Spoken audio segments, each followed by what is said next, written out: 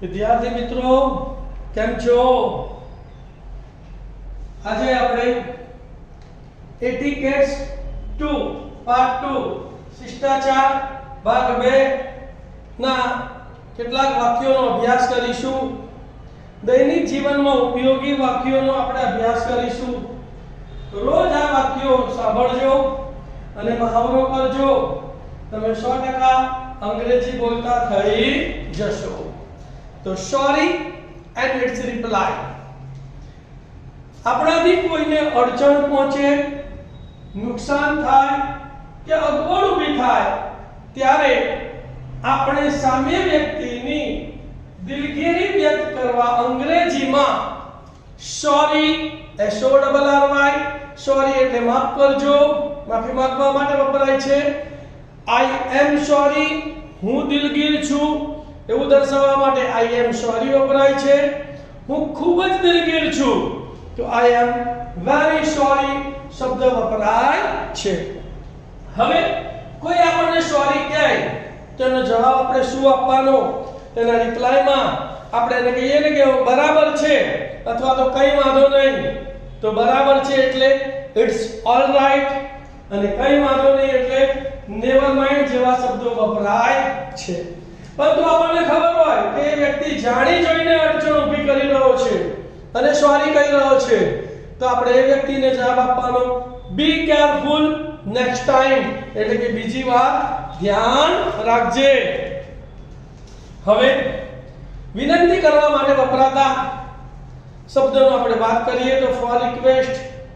આપણે કોઈ વ્યક્તિને કંઈક કહેવું હોય તો વિનંતીપૂર્વક કહેવા માટે અંગ્રેજીમાં પ્લીઝ શબ્દ વપરાય છે.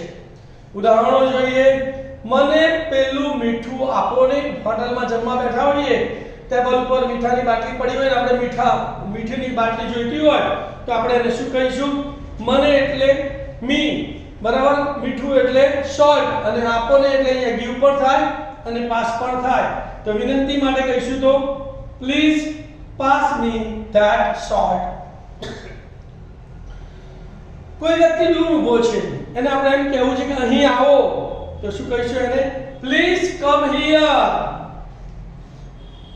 નેક્સ્ટ, એક ગ્લાસ પાણી મને આપજો. કોઈની પાસે આપણે એક ગ્લાસ પાણી મંગાવવું છે તો આપણે વિનંતીના સ્વરમાં કહીશું કે પ્લીઝ મને આપજો એટલે ગીવ મી. એક ગ્લાસ પાણી એટલે a glass of water.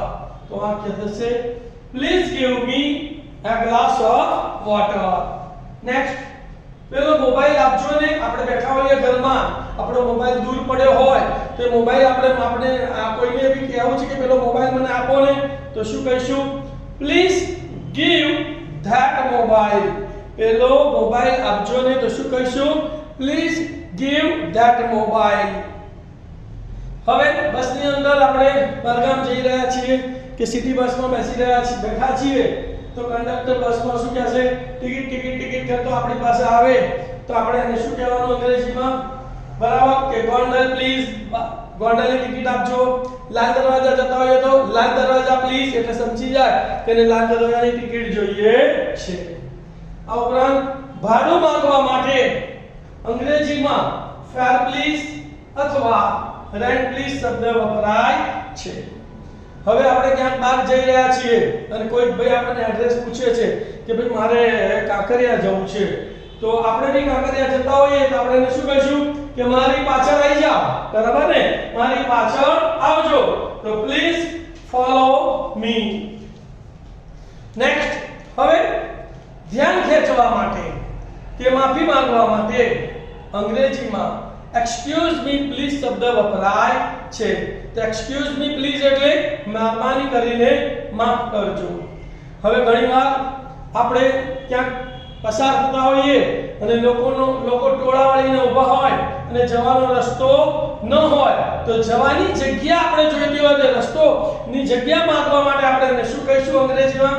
Excuse me please અથવા સાઇડ પ્લીઝ શબ્દ વપરાય છે. શું કહેવાનું ભાઈ જગ્યા માંગવા માટે? એક્સક્યુઝ મી પ્લીઝ અથવા સાઇડ પ્લીઝ. સામેની વ્યક્તિની ઈચ્છા ન હોય છતાં પણ આપણે એની પાસેની પરવાનગી મેળવવી હોય તેના માટે અંગ્રેજીમાં if you don't mind, તમને વાંધો ન હોય તો. કયો શબ્દ? if you don't mind, એટલે ભાઈ પાછળ જે કેવું હોય કે કહી દેવાનું. બરાબર? જોઈએ ઉદાહરણો. તમને વાંધો ન હોય તો હું તમારી જોડે આવું. if you don't mind, I come with you. next, જો તમને વાંધો ન હોય તો તમારી પેન લઉં. if you don't mind, I take your pen. જો તમને વાંધો ન હોય તો હું તમારો મોબાઈલ લઉં. if you don't mind, I take your mobile. next, જો તમને વાંધો ન હોય તો હું અહીં બેસું. બરાબર? આપણે બેસવું છે તેની પરવાનગી રહી છે કે તમને વાંધો ન હોય તો બેસું. તો શું કહીશું? if you don't mind, I sit here. હવે આપણે જમવા બેઠા છીએ, પંગતમાં બેઠા છીએ કે હોટલમાં બેઠા છીએ અને વેઇટર કે લોકો પીરસવા આવે છે ત્યારે બરાબર આપણે જમવા બેઠા હોય ત્યારે સામેની વ્યક્તિ આપણને પૂછે કે આ લેશો, ટેક ધીસ, તો એનો જવાબ કેવી રીતે આપવાનો? તો બીજું કાંઈ જ નહીં જોઈતું એવું કેવું છે તો નથિંગ એલ્સ કહેવાનું. હા, આપણને કઈ કહે કે આ લેશો કે હા આપો, તો હા પાડવા માટે યસ પ્લીઝ કહેવાનું. આપણને કહે છે આ લેશો ના, તો આપણે નથી જોઈતું તો ના પાડવા માટે નો થેન્ક્સ કહેવાનું. શું કહેવાનું? No thanks. અને આપણે ભાવતી વસ્તુ લઈને આવ્યો કે આ લેશો, તો આપણે શું ભારપૂર્વક એને હા પાડી છે, આપો આપો, તો યસ certainly. અને આવી જ રીતે કઈક વસ્તુ જે ભાવતું નથી એવું લઈને આવ્યો છે તો ભારપૂર્વક ના પાડવા માટે this is enough શબ્દ વપરાય છે. 9 પોઈન્ટનો અભ્યાસ કરીએ કે જો આપણે ટેલિફોનથી વાત કરતા હોઈએ અને સામેવાળા વ્યક્તિની વાત બરાબર સંભળાતી ન હોય અને તેમને એમ કહેવું હોય કે ફરીથી બોલો, મને બરાબર સંભળાતું નથી, આવું બધું બોલવાની જરૂર નથી. અંગ્રેજીમાં એક જ શબ્દ વપરાય છે, પાર્ડન પ્લીઝ. કયો શબ્દ વપરાય છે? બોલો, પાર્ડન પ્લીઝ. એટલે સામેવાળી વ્યક્તિ સમજી જાય કે આમને બરાબર સંભળાતું નથી એટલે હું જે બોલ્યો છું એ મારે ફરી બોલવાનું છે. હવે આપણે ઘણા બધા મિત્રો ઊભા હોઈએ અને એમાં કેટલાક અજાણ્યા મિત્રો હોય અને એ વ્યક્તિને બીજી વ્યક્તિનો પરિચય કરાવવા માટે આપણે કેવી રીતે પરિચય કરાવીએ છીએ જુઓ. તો કે આ મારો મિત્ર લાલુ છે, તો this is my friend Lalu. અથવા શું કહીશું? ચાલો હું તમને મારા મિત્ર લાલુની ઓળખાણ કરાવું. તો let me introduce you my friend Lalu. હવે આપણે ઓળખાણ તો કરાવી દીધી, પછી એને સામેવાળી વ્યક્તિને જવાબ આપવાનો શું? તો રિપ્લાય પણ આપણે આ રીતે આપી શકીએ કે મેં તમારા વિશે ઘણીવાર સાંભળ્યું છે. તો કે I have often hard about you. અથવા હું ઘણીવાર તમને મળવા ઈચ્છતો હતો ભાઈ, પણ વ્યસ્તતાને કારણે મળી શક્યો નહીં. આપણે બરાબર આવું કેવું હોય તો I have often wanted to meet you. અથવા તમને મળીને ખૂબ જ ખુશ થયો, તો I am so glad to meet you. અથવા બહુ સરળ જવાબ આપવાનો, તમને મળીને આનંદ થયો, nice to meet you. તો ખ્યાલ આવી ગયો? કોઈ વ્યક્તિનો આપણે પરિચય કરાવવો હોય તો this is શબ્દથી કરાવી શકાય અથવા let me introduce શબ્દનો ઉપયોગ કરીને પરિચય કરાવી શકાય. અને એના જવાબમાં સાવ સરળ જવાબ કયો છે? nice to meet you. તમને મળીને આનંદ થયો. હવે હું તમને કેટલાક અંગ્રેજીમાં વિનમ્રતા દર્શાવતા વાક્યો દર્શાવીશ, જે વાક્યો તમારે સતત સાંભળવાના છે અને બોલવાના છે, જેથી કરીને તમે અંગ્રેજી બોલતા થઈ જશો. તમે શેની ચિંતા કરો છો? કોઈ વ્યક્તિ ચિંતિત દેખાતો હોય તો આપણે એને પૂછવું છે કે તમે શેની ચિંતા કરો છો? તો અંગ્રેજીમાં એને કહેવાનું what do you bother. શું કહેવાનું? બોલો, what do you bother. Next, મને બહુ જ ખુશી થશે. મને બહુ જ ખુશી થશે. it would be rather please me. Next, તમારી મદદ માટે આભાર. કોઈ આપણને મદદ કરી હોય તો એને કહેવું છે કે તમારી મદદ માટે આભાર. તો thank you for your help. Next, અમે તમારા આભારી છીએ. તો વી આર ઓબ્લાઇજ્ડ યુ. અમે તમારા આભારી છીએ. તો we are oblige you. Next, ઔપચારિક ન બનશો. કોઈના ઘરે ગયા હોઈએ અને કે આ બનાવો, આપણે ટાઈમ ના હોય છતાં બી એમ કે લાવો ચા બનાવી દો, કોફી બનાવી દો, અથવા નાસ્તો કરીને જાઓ, ત્યારે આપણે એમને કહેવાનું કે ઔપચારિક ન બનશો. Don't be formal. નેક્સ્ટ, ખોટું ન લગાડશો. બરાબર? કોઈને આપણે કોઈ વાત કરી હોય અને ખોટું લાગ્યું હોય તો આપણે એને કહેવું પડે કે ખોટું ન લગાડશો. તો અંગ્રેજીમાં શું કહેવાનું? Don't take it ill. Next, હું તમારી સેવામાં છું. તો I am at your service. Next, સારી સલાહ બદલ તમારો આભાર. કોઈ આપણને સરસ મજાની સલાહ આપી અને આપણો પ્રશ્ન ઉકેલાઈ ગયો તો એનો આભાર માનવા માટે શું કહેવાનું? Thank you for good advice. Next, એક વિનંતી કરું. તો કોઈને આપણે વિનંતી કરવી છે તો એની પરવાનગી લેવી પડે. તો શું કહેવાય? મે આઈ મેક આ રિક્વેસ્ટ.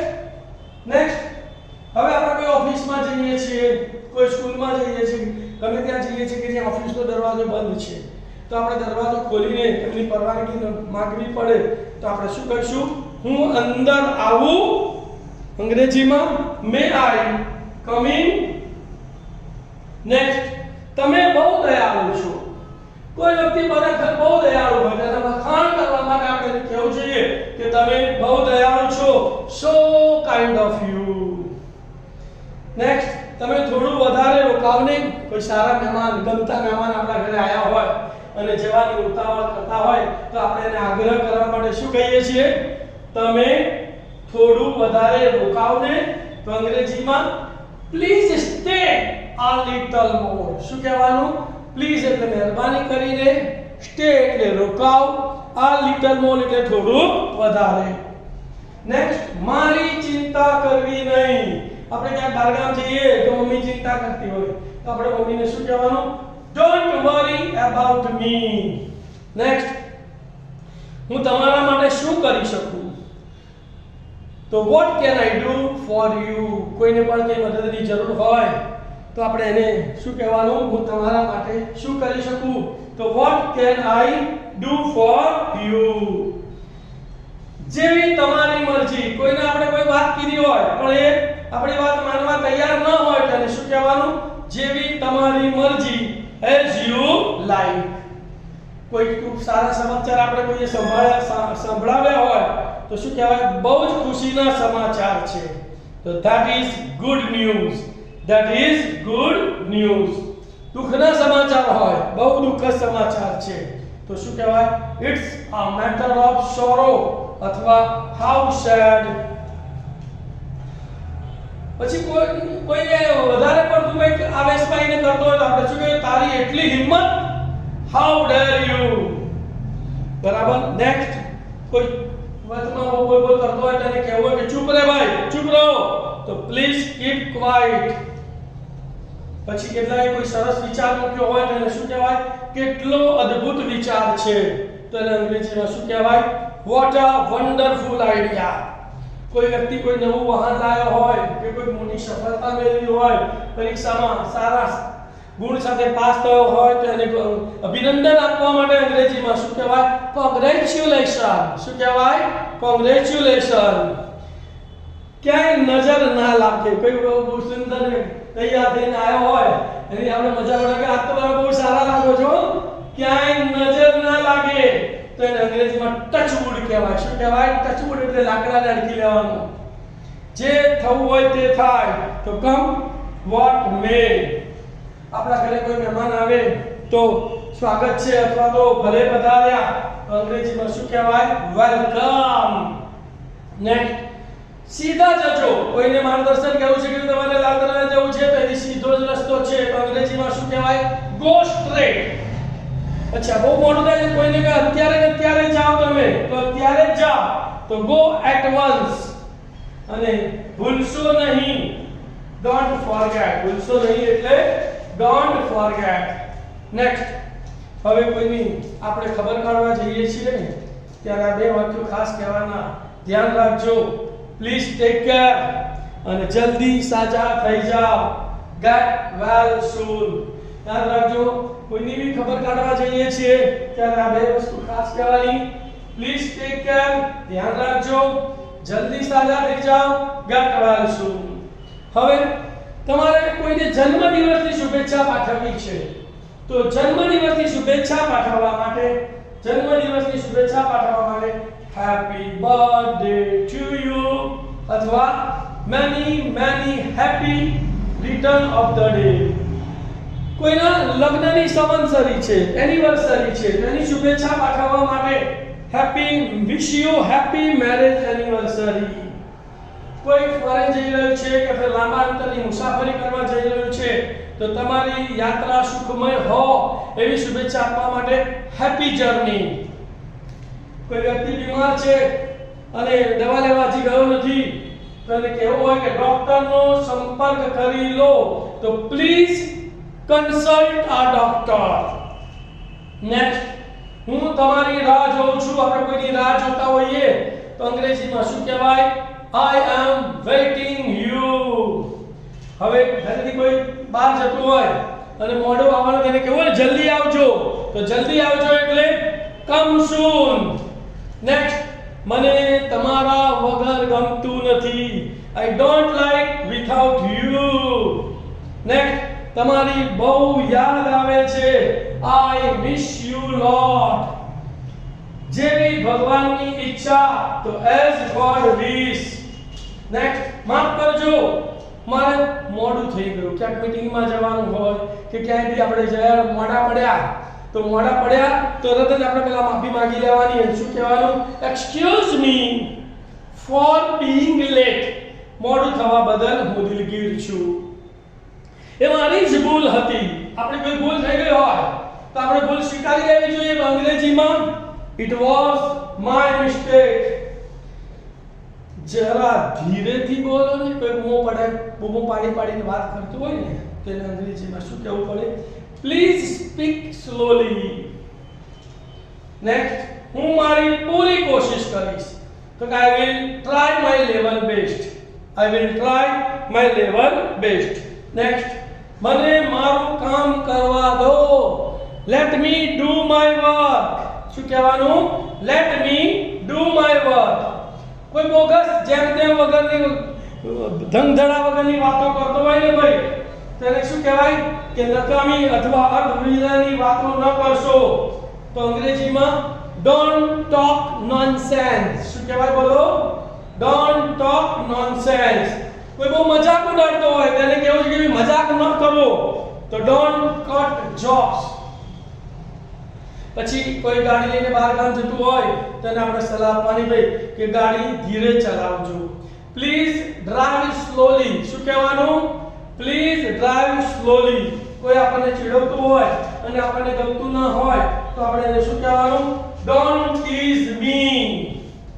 પછી ઘરે બા દાદા ને દવા આપવાની હોય તો આપણે શું કહીએ છીએ? આ દવા પીવો તો અંગ્રેજીમાં કહેવું હોય તો પ્લીઝ ટેક ધીસ ડોઝ. શું કહેવાય? Please take this dose. પછી કેટલાકની બૂટની દોરી બાંધવાની રહી ગઈ હોય અથવા તો ખુલી ગઈ હોય તેને આપણે કહેવું છે કે બૂટની દોરી બાંધી દો તો અંગ્રેજીમાં શું કહેવાનું? do up your shoes. શું કહેવાનું? do up your shoes. અચ્છા, કોઈ વ્યક્તિને તેને કંઈ કહેશો નહીં એવું કહેવું છે તો don't say anything to him. અને છેલ્લે કે ભાઈ તમે મને સમજવાની કોશિશ કરો તો try to understand me please. વિદ્યાર્થી મિત્રો, આ વાક્યો તમે વારંવાર સાંભળજો અને તેને બોલવાની ટેવ પાડશો તો તમે સરસ મજાનો અંગ્રેજી બોલતા થઈ જશો. Thank you for watching my video and God bless you. Please share my video, like my video and subscribe my channel. Thank you. Om Namah Shivaya.